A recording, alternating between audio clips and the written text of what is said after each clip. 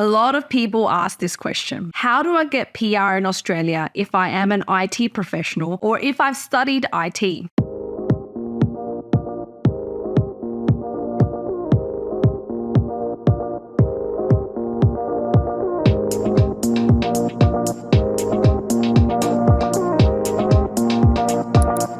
Now, the good news is that it's definitely possible and it's very doable. We have a lot of clients who have achieved their permanent residency as IT professionals, but at the same time, it can be competitive. And there are many ways that you can obtain this permanent residency, but you'll definitely need to put your best foot forward to increase your chances of being invited for permanent residency. IT professionals I'm talking about includes occupations, but not limited to software engineers, ICT business analysts, analyst programmers, ICT support engineers, multimedia specialists, and ICT security specialists. These are just some of the occupations that are included under the IT category. Before we jump into this video today, don't forget to like and subscribe and share this video with people who need it. My name is Tracy Chen. I'm an immigration lawyer based in Australia, and I'm the principal and CEO of Mason Chen Law Group. If you want to get in contact with myself or one of our fantastic lawyers or agents, you can contact us in the link below, submit your information, and one of our representatives will contact you as soon as possible. Now, what I'm going to say, it does vary from different occupations, so you need to check your occupation specifically. But for IT professionals, there are a number of pathways to permanent residency. This includes first being sponsored under the Temporary Skills Shortage 482 visa if you have enough work experience, or under the Direct Entry Employer Nomination Scheme if you have at least 3 years of post-qualification work experience in an occupation on the medium-term occupation list. Now, this includes occupations such as software engineer and ICT business analysts.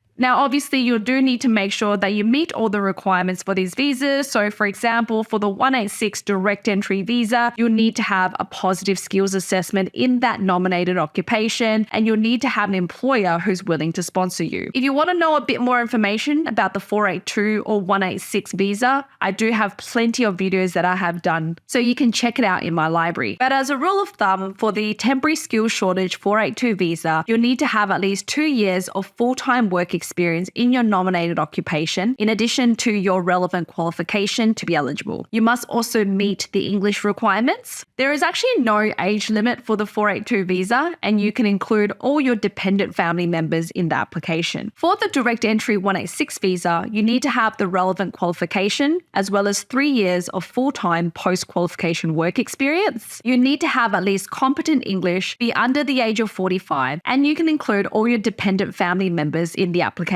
So that is just a rule of thumb. There's lots of different ways that you can meet these requirements. And, if you don't quite meet the requirements, there might be other ways around it, but those would require more specific tailored advice. So those are just the pathways of permanent residency. Otherwise, if you don't have an employer, you can do it yourself through the General Skilled Migration Program. Depending on your occupation, you would be eligible for the 491 Skilled Nominated 190 visa, as well as the Skilled Independent 189 visa. Which one you get might depend on where you live, your occupation, as well as the points that you score. Now, for every single skilled visa application, you must have a skills assessment. With IT occupations, they are assessed through the Australian Computer Society. If it's not assessed through the Australian Computer Society, then it's not really considered an IT professional occupation. There's lots of different ways that you can qualify for a skills assessment. For example, if you studied a qualification overseas and it's at the required level, then you need at least 2 years of post-qualification overseas work experience that is related to your highly relevant field of study to apply for a skills assessment with ACS.